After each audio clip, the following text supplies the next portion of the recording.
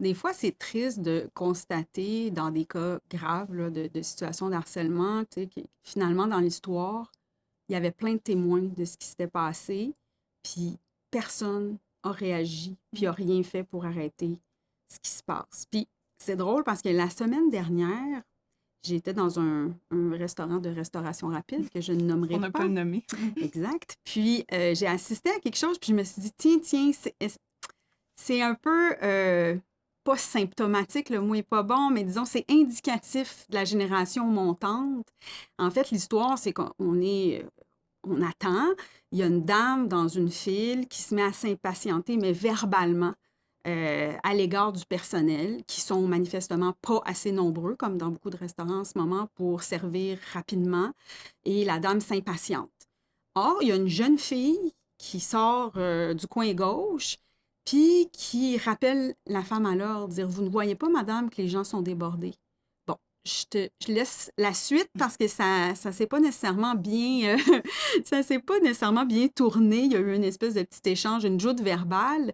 Mais moi, ce que ça m'a amené à remarquer, c'est les jeunes qui arrivent dans le milieu de travail, c'est des gens qui ont été beaucoup plus sensibilisés à l'intimidation en milieu scolaire, là, parce que c'est réellement devenu une priorité et heureusement, parce qu'on est plusieurs. Moi, j'étais à l'école dans les années 80, puis il n'y avait pas de sensibilisation beaucoup, fin des années 70 là-dessus, puis on se souvient de gens qui ont été victimes là, vraiment de manière grave là, de la conduite d'autres élèves, puis tout ça, puis il n'y a pas grand monde qui faisait rien.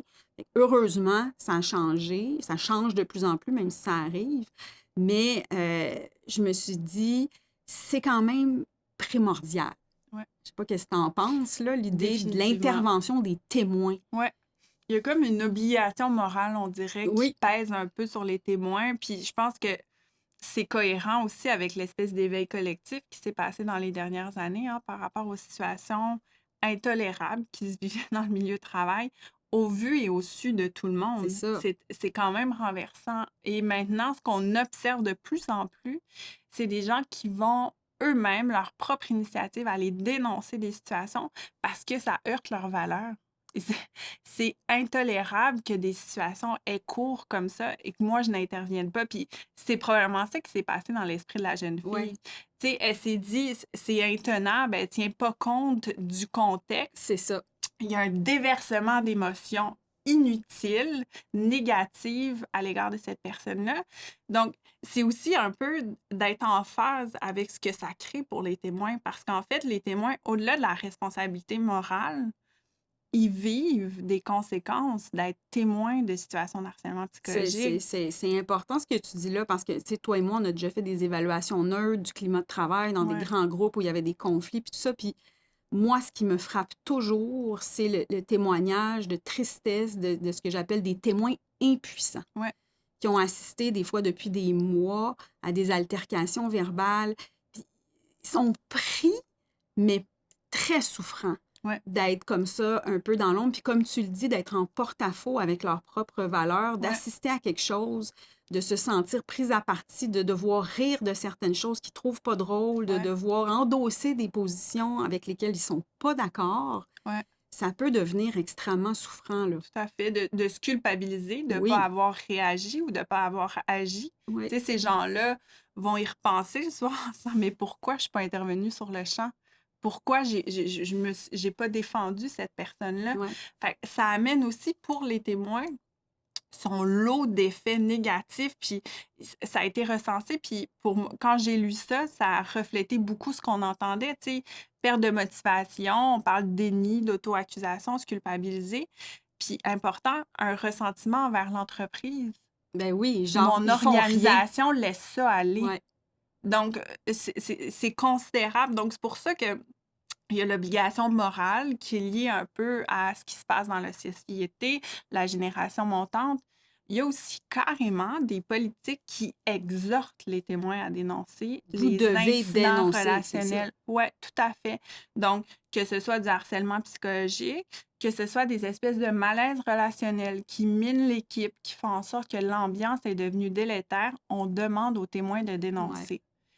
heureusement, parce que c'est pas rien comme responsabilité de dire à ces gens-là, vous avez la responsabilité de lever le drapeau sur ce qui va pas.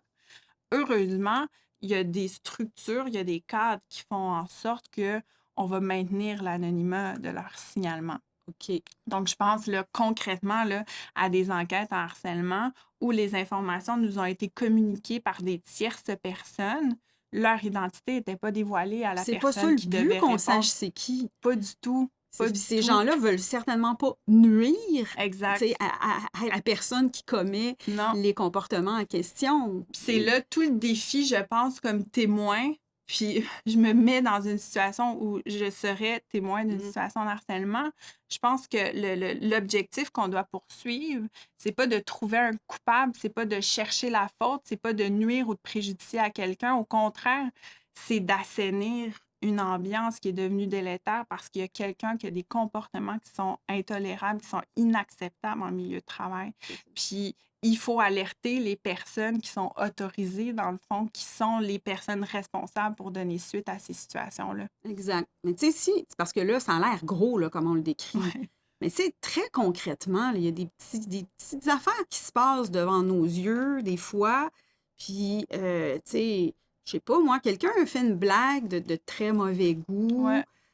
Bon, je suis un peu mal à l'aise, mais tu sais, ne pas rire d'une blague, c'est une façon C'est une aussi, action. ben, moi, je Ben trouve oui. que c'est une forme Ouais. d'action. Si quelqu'un se met à utiliser un surnom plus ou moins intéressant là, pour Ouais. parler de quelqu'un, refuser d'utiliser ce surnom-là, c'est une façon. Moi, je trouve que c'est pas encore assez.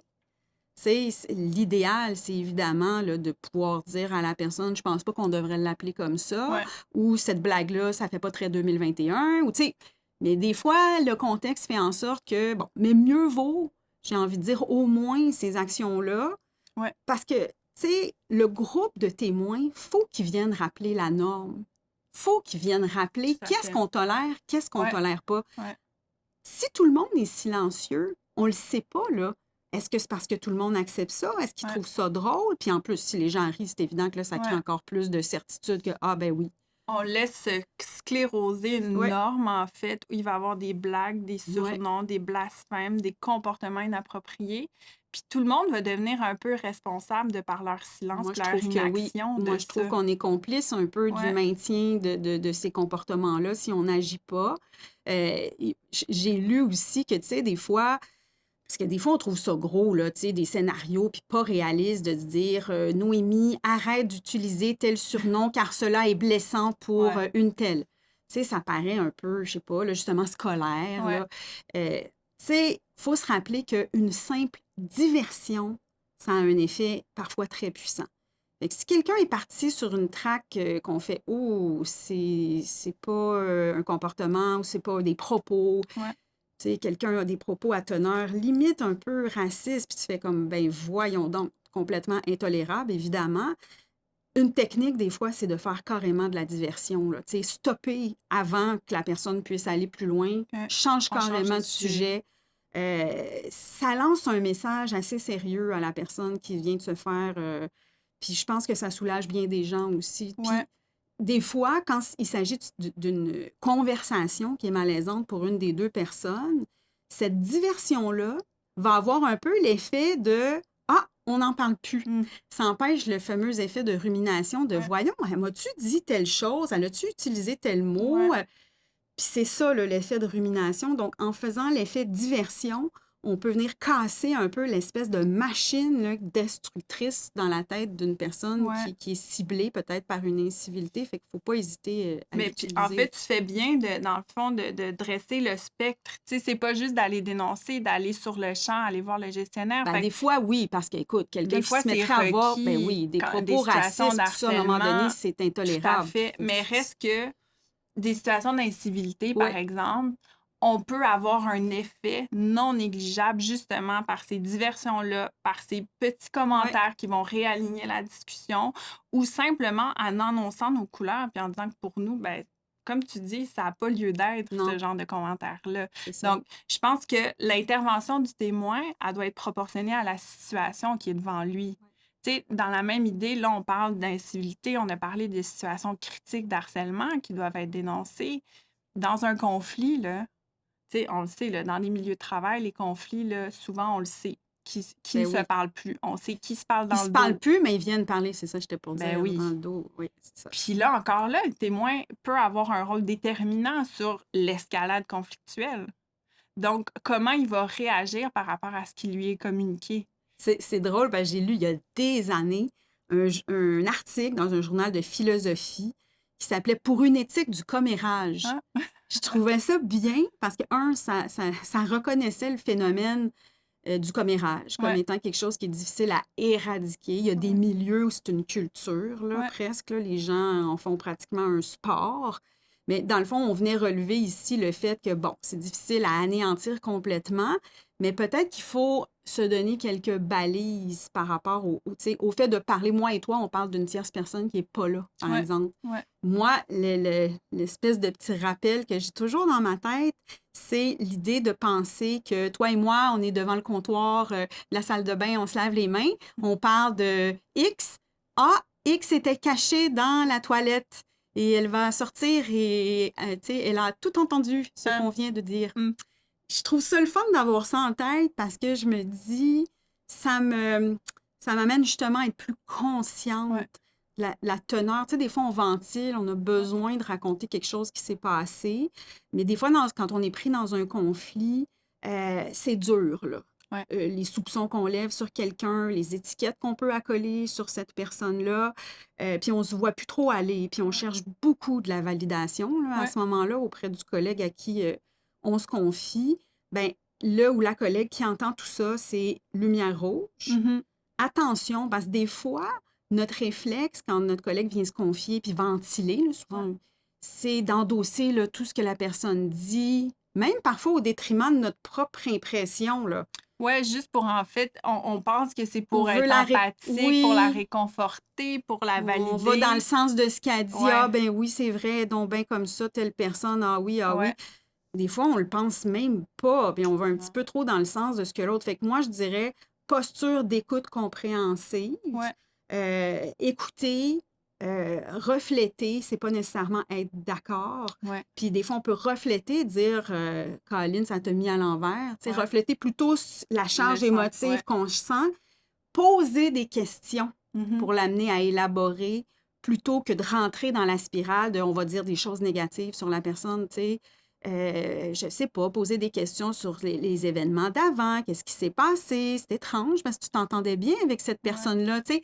L'amener Mhm. un petit peu ailleurs, plutôt, encore une fois, là, de rentrer dans la spirale un peu de calomnieuse ou de parler de Ouais. commérage un peu dans le dos de la personne parce que, tu sais, l'éthique du commérage, c'est de penser un point plus loin.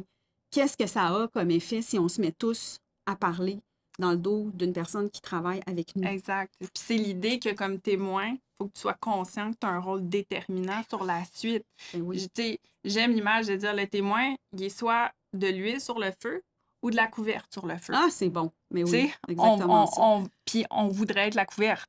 On veut pas attiser, on veut pas attiser la situation. Au contraire, on va essayer de calmer. Puis là, on parle d'une situation de conflit, bien Ouais, entendu. c'est Tu sais, sûr. on veut pas précipiter l'escalade par notre espèce de validation. Puis oui, moi aussi, j'ai vécu ça. Puis non, elle est pas fit. Bon, tu Puis là, la comprends? personne a dit, bon, bravo, elle est dans mon camp. Les Exactement. clans commencent à se former. Ben, Ouais. tu sais, la personne qui écoute le témoin, moi, puis j'ai vu ça dans des études sur justement la sécurité psychologique, l'intelligence collective. Il y a des gens dans l'ombre, là.